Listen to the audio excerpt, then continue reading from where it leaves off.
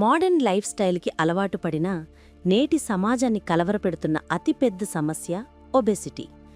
శారీరక శ్రమ తగ్గటం, ఎక్కువసేపు కూర్చుని చేసే పనులు మాత్రమే కాదు, అవసరాలకు మించి తినటమూ దీనికి కారణమవుతోంది.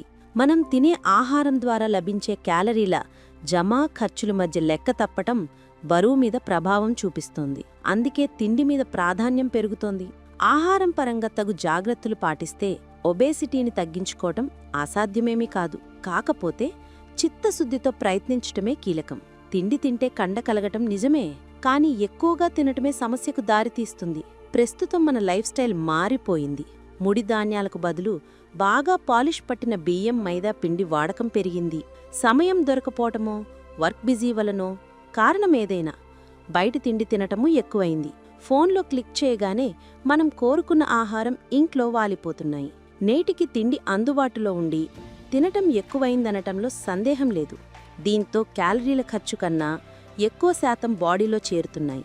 నేటి లైఫ్ స్టైల్ ప్రకారం సాధారణంగా రోజుకు 1500 నుంచి 1800 క్యాలరీల శక్తినిచ్చే ఆహారం సరిపోతుంది. కానీ చాలామంది 2000 కన్నా ఎక్కువే తీసుకుంటున్నారు. అంటే 200 నుంచి 500 క్యాలరీలు ఎక్కువ. ఇవి చివరికి కొవ్వుగా మారి శరీరంలో స్థిరపడి బరువు పెరగటానికి దారితీస్తాయి. ఆహారం తగ్గించుకుంటే బరువు తగ్గుతుంది. ఉదాహరణకు రోజుకు 200 క్యాలరీలు తీసుకున్నారనుకోండి, దాదాపు 300 క్యాలరీల లోటు ఏర్పడుతుంది. అప్పుడు శరీరం శక్తి కోసం కొవ్వుని వాడుకోవటం మొదలెడుతుంది. ఫలితంగా బరువు తగ్గుతుంది. మేము కొద్దిగానే తింటాం, అయినా బరువెక్కుతున్నాం అనేది చాలామంది ఆలోచన. కానీ ఇది నిజం కాదు. ఆహారానికి బరువుకు ప్రత్యక్ష సంబంధం ఉండడంలో ఎలాంటి సందేహం లేదు. అయితే చాలామంది తమ ఆహార అలవాట్లలో కొన్నింటిని పెద్దగా పట్టించుకోరు. అవేవో చిన్నవే అనుకుంటారు. ఉదాహరణకు టీ, కాఫీలే తీసుకోండి. 10 గ్రాముల చక్కెరతో 40 క్యాలరీలు, 100 మిల్లీలీటర్లు చిక్కటి పాలతో 62 క్యాలరీలు లభిస్తాయి. కొందరు నీళ్లు కలపకుండా పూర్తిగా పాలతోనే టీ, కాఫీ కాస్తుంటారు. చాలామందికి వీటితోనే రోజూ మొదలవుతుంది. ఆఫీసులకు వెళ్లేవారు అక్కడ టీ, కాఫీ తాగటంతోనే పని ప్రారంభిస్తారు. ఇంట్లో ఉండేవారు 10-11 గంటల సమయంలో మరోసారి తాగుతారు. బంధువులు వస్తే మరోసారి, సాయంత్రం ఇంకోసారి. ఇలా టోటల్గా టీ, కాఫీలతో తెలియకుండానే 300 నుంచి 400 క్యాలరీలు లభిస్తాయి. ఇది అల్పాహారంతో అందే క్యాలరీలతో దాదాపు సమానం. ఏవైనా జబ్బులుంటే తప్పించి ఏమీ తినకుండా బరువు పెరగటానికి అవకాశమే లేదు. అధిక బరువు అనగానే పిండి పదార్థాలు, చక్కెర మీద దృష్టి పెడుతుంటారు. కానీ ముందుగా చూడాల్సింది నూనె. దీనిని ఎంత తగ్గించుకుంటే అంత బరువు తగ్గే అవకాశం ఉంది. పిండి పదార్థం చక్కెరతో పోలిస్తే నూనెలు రెట్టింపు క్యాలరీలు ఉంటాయి.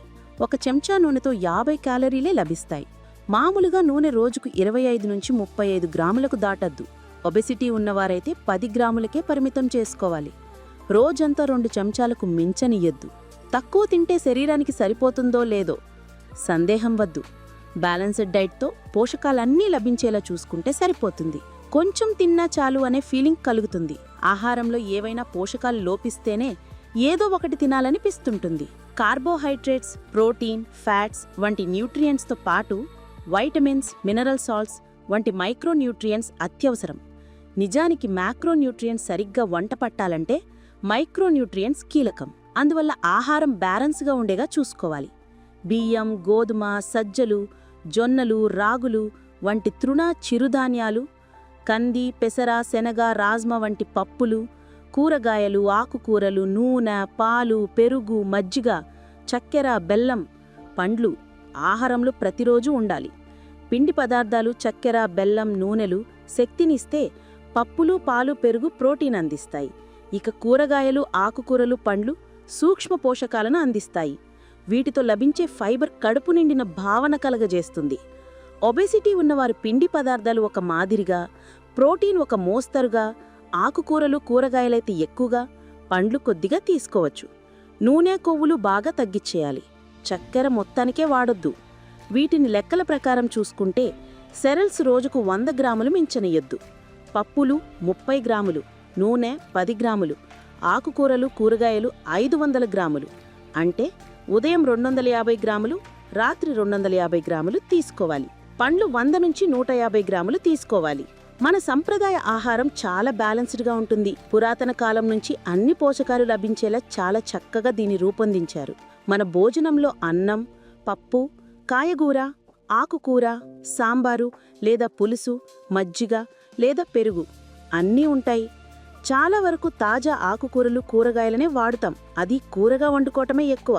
రుచి కోసం చాలా మసాలాలున్నాయి. అన్నం కాస్త తగ్గించి కూరగాయలు, ఆకుకూరలు, పప్పులు, పండ్లు వంటివి ఎక్కువగా తింటే బరువు పెరగకుండా చూసుకోవడం పెద్ద కష్టమేమీ కాదు.